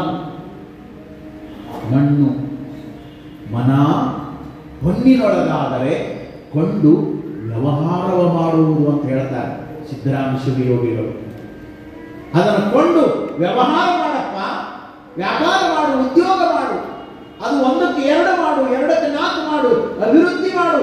ಮೈಗಳ್ಳನಾಗಿ ಬದುಕಬೇಡ, ಸತ್ಕರ್ಮಗಳನ್ನು ಮಾಡು. ಮಾಡುವ ಸಲುವಾಗಿ ಬಂದೀರಿ, ಅದಕ್ಕೆ ಯಾಕೆ ಮಾಯಾ ಅಂತ ಆರೋಪ ಕೊಡ್ತೀಯ? ಎಷ್ಟು ಚಲೋ ಮಾತುಗಳು. ಸಿದ್ದರಾಮ ಶಿವಯೋಗಿಗಳು 900 ವರ್ಷಗಳ ಹಿಂದೆ ಈ ಬದುಕು ಕಲ್ಯಾಣವಾಗುವ ಸೂತ್ರದ ದರ್ಶನವನ್ನು ಮಾಡಿಸ್ಯಾರ. ಹೊನ್ನಿನೊಳಗಾದರೆ ಕೊಂಡು ವ್ಯವಹಾರವ ಮಾಡುವುದು, ಮನ ಹೆಣ್ಣಿನೊಳಗಾದರೆ ವಿವಾಹವಾಗಿ ಕೂಡುವುದು. ಎಂಥ ನೈತಿಕ ಫಿಲಾಸಫಿ ಇದು! ಹೆಣ್ಣನ್ನು ಕೇವಲ ಭೋಗದ ವಸ್ತು ಅಂತ ತಿಳಿಬೇಡ. ನಿನಗೆ ಆ ವಿಷಯದಲ್ಲಿ ಮೋಹ ಇದ್ರೆ ನೀನೊಬ್ಬ ಶುದ್ಧ ಗೃಹಸ್ಥನಾಗಿ ಪ್ರಪಂಚ ಮಾಡು. ಪ್ರಪಂಚದ ಜೊತೆಗೆ ಪಾರಮಾರ್ಥವನ್ನು ಸಾಧಿಸುವಂತ ನಮ್ಮ ಶರಣರು ಹೇಳ್ಯಾರಲಿ. ಇಂದಿನ ದಿನಮಾನದ ಯುವಕರಿಗೆ, ಯುವ ಜನಾಂಗಕ್ಕೆ, ಹುಚ್ಚದ್ದು ಕುಡಿಯುವಂತ ಸಮಾಜಕ್ಕೆ ಶರಣರ ಅರಿವಿನ ವಚನಗಳು ಬದುಕಿನ ಕಲ್ಯಾಣವನ್ನು ಮಾಡ್ತಾವ. ಅವರಿಗೆ ಒತ್ತಿ ಒತ್ತಿ ಮಾತುಗಳನ್ನು ಇವತ್ತಿನ ಕಾಲದೊಳಗೆ ಹೇಳಬೇಕಾಗ್ಯದ.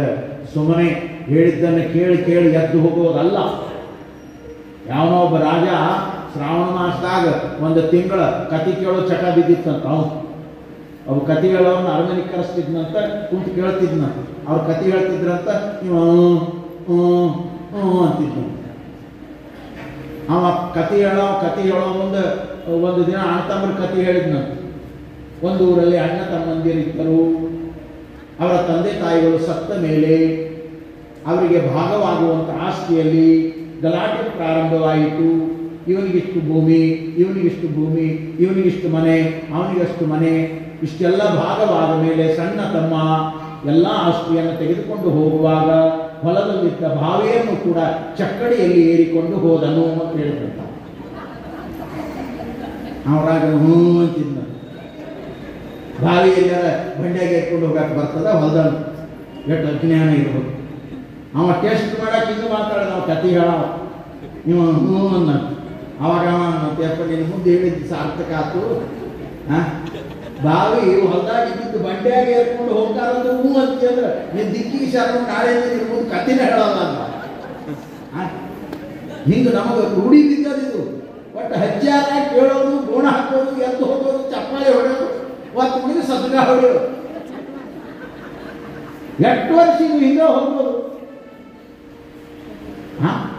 ಬರೇ ಸಂಪ್ರದಾಯದವರ ಜೀವನ ಕಳೆದ್ರೆ ಸತ್ಯದ ಅರಿವಾಗೋದೆಂದು, ಸದ್ಗತಿ ಅರಿವಾಗೋದೆಂದು ವಿಚಾರ ಮಾಡುವಂತಹ ಮಾತುಗಳು. ಎಷ್ಟು ಜನ ಸಿದ್ದೇಶ್ವರ ಅಪ್ಪ ಅವರಿದ್ದಾಗ ಜ್ಞಾನ ಯೋಗಾಶ್ರಮದ ಬೈಲ ತುಂಬಿ ಹೋಗ್ತಿತ್ತು. ಎಷ್ಟು ಜನ ಗೆಲ್ಲೋದ್ರವರೆಲ್ಲ ಹೋಗಿ ನೋಡ್ರಿ, 300 ಮಂದಿ ಇರಂಗಿಲ್ಲ. ನಾನು ನೋಡಕ್ಕಂತ ಹೋದೆ, 300 ಜನ ಇರೋದು. ಮುಗಿತಾನೆ ಭಕ್ತಿ. ಅಪ್ಪ ಅವರದೆಲ್ಲ ಮುಗೀತು. ಅವರು ತೋರಿದ ದಾರಿ ನಮಗೆ ಬೆಳಕಾಗಬೇಕು.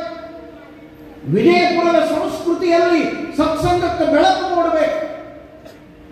ಅವರು ತೋರಿದ ಮಾರ್ಗವೇ ಸತ್ಯ ಅಂತ ತಿಳ್ಕೊಂಡು ಹೇಳುವ ಗುರು ಯಾರಾದರೆ ಅಲ್ಲಿ ಬರುವ ನೀತಿಯ ಮಾತುಗಳು ನಮಗ ಅಪ್ಪ ಅವರ ವಾಣಿ ಅನ್ನುವಂಥ ಭಾವ ಯಾವಾಗ ಬರ್ತದೆ, ಅವಾಗ ನಮ್ಮ ಬದುಕು ಕಲ್ಯಾಣದ ಬದುಕಾಗ್ತದೆ. ಇಲ್ಲಾಂದ್ರೆ ಸುಮ್ಮನೆ ಯಾಂತ್ರಿಕ ತಾಂತ್ರಿಕ ಆದ್ರೂ ಕೂಡ 11 ಗುಂಪು ನೋಡ್ಕೋಬೇಕು.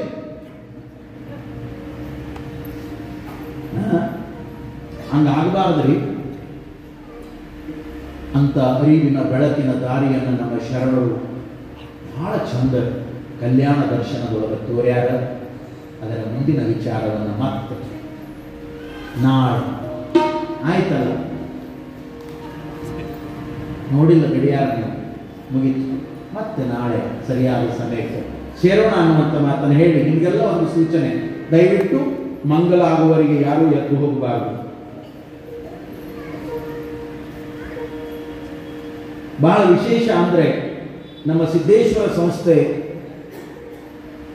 ಬಂತನಾಳ ಅಪ್ಪ ಅವರು, ಹಳಕಟ್ಟಿ ಅಪ್ಪ ಅವರು ತೋರಿರುವ ದಾರಿಯೊಳಗೆ ಪ್ರತಿ ವರ್ಷವೂ ಈ ಪರಂಪರೆಯನ್ನು ತಪ್ಪದೆ ಮಾಡಿಕೊಂಡು ಬಂದದ್ರಿ. ಎಷ್ಟು ವಿಶೇಷ ಅಂದರೆ ಪ್ರತಿ ಶ್ರಾವಣ ಮಾಸದಲ್ಲಿ 2 ಕಡೆ ಸಿದ್ದೇಶ್ವರ ಸಂಸ್ಥೆಯವರು ಕಾರ್ಯಕ್ರಮವನ್ನು ನಡೆಸ್ತಾರೆ. ಇಲ್ಲಿ ಒಂದು ಕಡೆ, ಬಸವ ಮಂಟಪದಲ್ಲಿ ಒಂದು ಕಡೆ. ಬಹುಶಃ ಹಿರಿಯರು ಬಹಳ ಜನ ತಾವಿದ್ದವರಿಗೆ ಗೊತ್ತದೆ. ನಿಮ್ಮ ಮಹಂತ ಸ್ವಾಮಿಗಳು ಇದೇ ಸಂಸ್ಥೆಯಲ್ಲಿ ಈ ಹಿಂದೆ 7 ಸಲ ಹೇಳ್ಯಾರ. ಇದು 8ನೇ ಸಲ ನಮ್ಮ ಪ್ರವಚನ. ನೋಡಿ, ಪ್ರತಿ ವರ್ಷ ಶ್ರದ್ಧಾಭಕ್ತಿಯಿಂದ ಈ ಪರಂಪರೆಯನ್ನು ತಪ್ಪಿಸಲಾರ್ದಂಗ ಎಲ್ಲರೂ ನಡೆಸಿಕೊಂಡು ಹೊರಟಾರೆ. ಬಹಳ ವಿಶೇಷ ಅಂದರೆ ಇಲ್ಲಿ ಬರುವಂತ ಎಲ್ಲ ಭಕ್ತಾದಿಗಳಿಗೆ ನಾಳೆಯಿಂದ ಪ್ರಸಾದದ ವ್ಯವಸ್ಥೆ ಆರಂಭವಾಗುತ್ತದೆ. ನಾಳೆ 12/8/2024 ಸೋಮವಾರ ನಾಳೆ ಈ ದಿನದ ಪ್ರಸಾದದ ಸೇವೆಯನ್ನು ಮಾಡಿಸುವವರು ಶ್ರೀ ಕುಮಾರ್ ಅಕ್ಕಪಕ್ಕಿಯವರು ಮತ್ತು ಮುತ್ತಪ್ಪ ಹಳ್ಳಿಯವರು. ಅಕ್ಕಪಕ್ಕಿಯವರ ಮನೆತನದ ಬಗ್ಗೆ ನನಗೆ ಗೌರವ. ಕಾರಣ ಏನು ಅಂದ್ರೆ ಅವ್ರ ತಂದೆಯವರು, ಹಿರಿಯರು, ಅವರ ತಾಯಿ ಬಹಳ ಶ್ರದ್ಧಾ. ಇಲ್ಲಿ ದಾನಮ್ಮ ತಾಯಿಯ ಪುರಾಣ ಪ್ರವಚನವನ್ನು ನಾವು ಹೇಳಿದಾಗ ಸಾವಿರಾರು ಜನ, 1008 ಜನ ತಾಯಂದರಿಗೆ ಉಡಿ ತುಂಬುವಂಥ ಕಾರ್ಯವನ್ನು ಮಾಡಿದ್ವಿ. ಅದಕ್ಕೆಲ್ಲ ಅವರೇ ಸೇವಾ ಮಾಡಿದ್ರು. ಅವೆಲ್ಲವೂ ಕೂಡ ನಮ್ಮ ಸ್ಮರಣೆಯಲ್ಲಿ ಇವತ್ತಿಗೂ ಅಚ್ಚಳಿಯದೆ ಉಳಿದ ಅಪರೂಪದ ಶ್ರದ್ಧಾ ಭಕ್ತಿಯನ್ನು ಮಾಡಿದ ಮನೆತನ. ಅವರು ನಾಳೆ ದಾಸೋಹದ ಸೇವೆಯನ್ನು ಮಾಡಿಸ್ತಾ ಇದ್ದಾರೆ. ಅವ್ರ ಜೊತೆಯಲ್ಲಿ ಮುತ್ತಪ್ಪ ಹಳ್ಳಿ ಇವರು ಕೂಡ ಜೊತೆಗೂಡಿಕೊಂಡು ನಾಳೆ ಬಂದವರಿಗೆಲ್ಲ ಮಹಾಪ್ರಸಾದದ ವ್ಯವಸ್ಥೆ ಇರ್ತದೆ. ಪ್ರಸಾದಕ್ಕೆ ಒಂದು ನಿಗದಿ ಮಾಡಿರುವಂಥದ್ದು 12,000.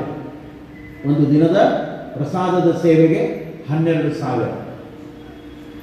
ಭಕ್ತಾದಿಗಳಲ್ಲಿ ನನ್ನ ಸೂಚನೆ ಏನು ಅಂದರೆ, ನೀವು ಸಹಿತ ಪ್ರಸಾದವನ್ನು ಮಾಡಿಸಬೇಕು ಅನ್ನುವಂಥ ಇಚ್ಛೆ ಉಳ್ಳವರು 2 ಸೇರಿ, 3 ಸೇರಿ, ಒಬ್ಬೊಬ್ಬರು 4,4 ಸಾವಿರ ಹಾಕ್ಕೊಂಡು 3 ಜನ ಸೇರಿ ಮಾಡುವಂಥ ಅನುಕೂಲಗಳದಾವೆ. ಬಹುಶಃ ಶ್ರಾವಣ ಮಾಸದೊಳಗೆ ಕಂಡಲ್ಲಿ ಹೋಗಿ ಏನೇನೋ ಮಾಡೋದಕ್ಕಿಂತ ಒಂದು ಸತ್ಸಂಗ ನಡೆದಿರುವಂಥ ಕಲ್ಯಾಣ ದರ್ಶನದ ಈ ಕಾರ್ಯಕ್ರಮದೊಳಗೆ ನಮ್ಮದು ಒಂದು ಅಳಿವು ಸೇವೆ ಅನ್ನುವಂಥ ಭಾವದೊಳಗೆ ದಾಸೋಹ ಮಾಡಿದರೆ ಬಂದ ಜೀವಗಳೆಲ್ಲ ಪ್ರಸಾದವನ್ನು ತೆಗೆದುಕೊಂಡ್ರೆ ಅದು ಶರಣರಿಗೆ ಸಂತೃಪ್ತಿ ಆಗ್ತದೆ.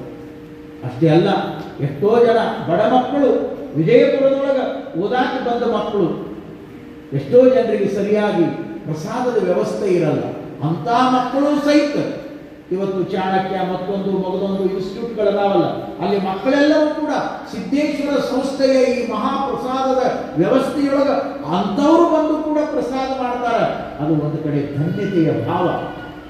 ಅನ್ನದಾನಂ ಪರಂದಾನಂ ಅಂತ ಹೇಳ್ಯಾರ. ವಿದ್ಯಾದಾನಂ ಮತಃಪರಂ ಅನ್ನೇನ ಕ್ಷಣಿಕಾ ತೃಪ್ತಿ ಯಾವ ಜೀವಂಚ ವಿದ್ಯೆಯ. ಅನ್ನದಾನಕ್ಕಿಂತ ಮಿಗಿಲಾದ ದಾನಗಳೇ ಇಲ್ಲ. ಸೋಮ ಜಗಲಿನಾಗ ಹಿಂಗೆ ಹಿಡಿಯೋದು ಬೇರೆ, ಅವು ಒಂದು ದಿನ ಒಂದೇ ಇವೆ. ಅವು ಉಣ್ಣಂಗಿಲ್ಲ ಅಂತ ಹಿಂಗೆ ಮಾಡ್ತಾರೆ ಇವರು. ಅವು ದಿನ ಉಣ್ಣಕ್ಕೆ ಶುರು ಮಾಡಿದ್ರೆ ಹೆಂಗೆ ಮಾಡ್ತಾರೆ?